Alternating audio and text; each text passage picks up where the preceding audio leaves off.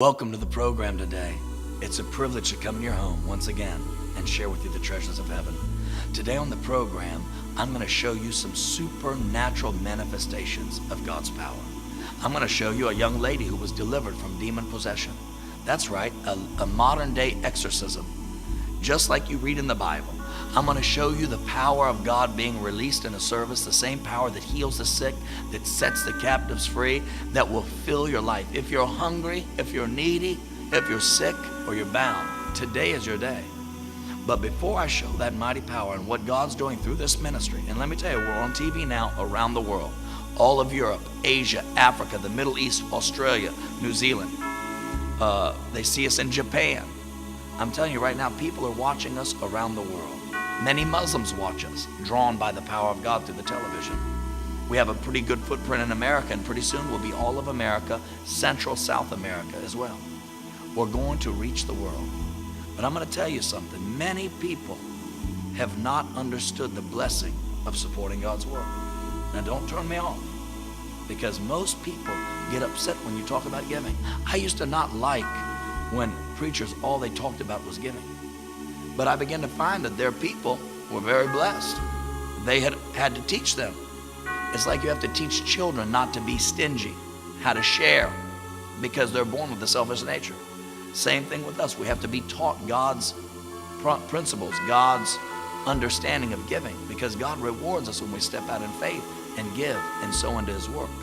The man that has sowed greatly into this ministry, I watch him blessed today. That man was making $250,000 a year when he began to bless sacrificially. I mean, sacrificially. He's given hundreds of thousands in the ministry.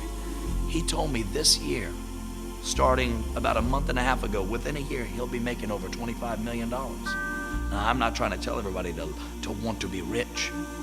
The Bible warns us about desiring to be rich, because it's called the love of money, desiring to be rich. But desiring to be blessed by God is a whole different thing. And this man, he is rich. He is blessed. God has blessed him. But he has been a sacrificial giver into the kingdom. I know how much he was making when he gave what he gave. And I see now how God has blessed him.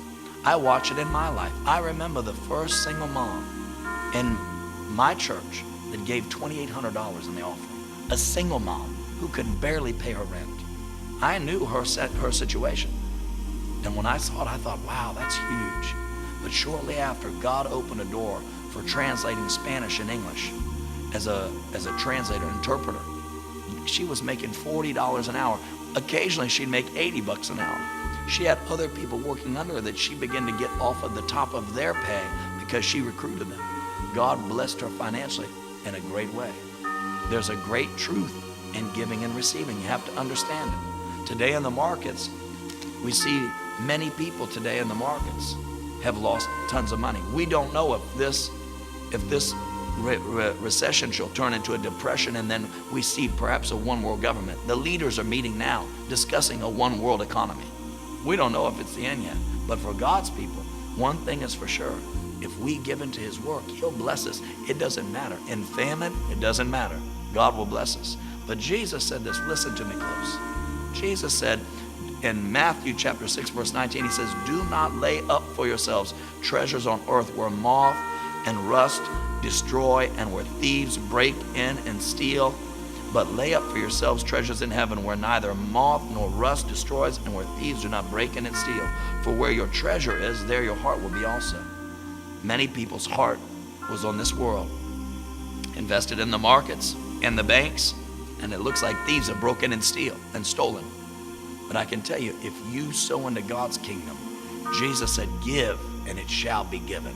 Good measure, pressed down, shaken together, running over. Now I'm going to show the power of God in a second. But let me tell you, one of the greatest secrets to linking up with God's power is to have a heart that is sold out to Jesus. That's the greatest way. I don't like to talk about giving most of the time. I'd rather talk about getting to know the person of the Holy Spirit, how you link up with him, how does he use the vessel, how do we die to self, how does he take control of a life.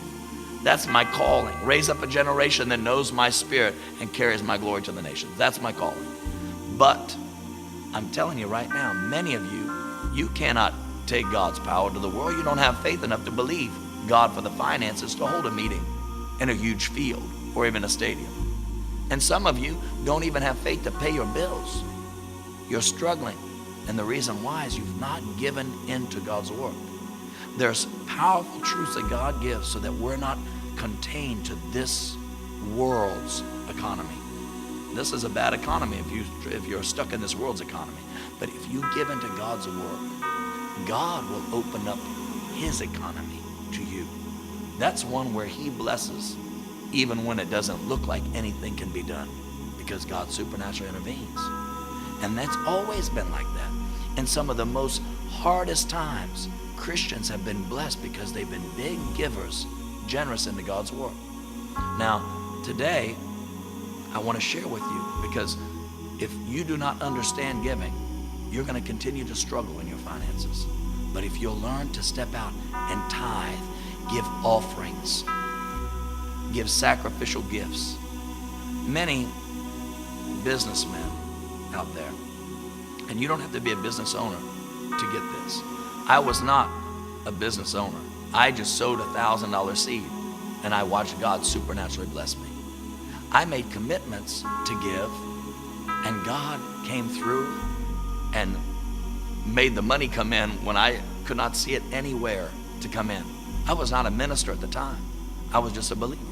But I watched God supernaturally as I made that decision to step out and give. You've got to make that decision. And I'm telling you right now, there is people out there, you need a breakthrough. Many of you out there need a breakthrough. But you do not tithe. You do not give offerings. You do not sow sacrificially. If you sow sparingly, you reap sparingly. If you sow generously, you reap generously.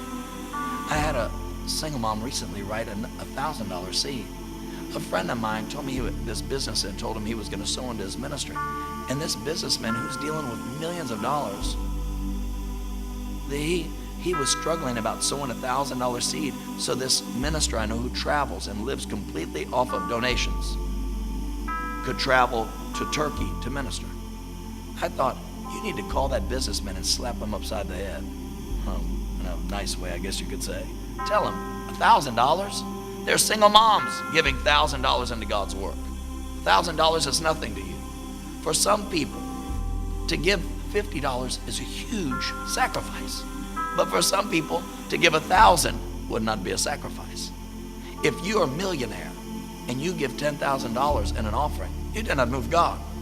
But if you have $700 to your name and your rent is due, and you don't have all that money and you give $500, you moved God. It's an act of faith. This businessman did not understand sowing. And you know what? Today, I found out that him and his father have lost almost $500,000 in the last few months because he did not sow when God gave him an opportunity. This minister who travels, great soil to sow into. He should have sowed a seed, but he didn't. Now God's still giving him the opportunity. I'm giving you these examples so you understand. I know others have sown and they have seen the doors of heaven open. But you've got to come to the place where you believe God will bless you. He wants to bless you. And then you've got to act immediately. Today on the program, as I show you the power of God, many of you, and you can call the number on the screen right now if you want, or you can go to the website and give. Many of you, God is going to speak to you to give a very large gift. For some of you, $100 would be very, very sacrificial. For some of you, $1,000 would not be sacrificial. For some of you, $10,000 would not be sacrificial. But for some of you, $1,000 would be very sacrificial. Something happens when you come to that place of sowing a $1,000 seed. I've watched it happen again and again. My mom sowed a $1,000 seed several years back. It was amazing because when I saw it, I'll be honest, as her son, when I seen it go through accounting, I thought, my goodness, no, my mom can't give that. I know she can't afford that. God almost rebuked me. He said, don't you touch that. I was ready to take it out and say, no, give it back to my mom. He said, don't you dare. He said, she's given in faith. The amazing thing is, the hurricanes had come through Florida that time. They initially gave her an estimate of $1,800. $1,800 to fix the house. Well, of course, I told them no.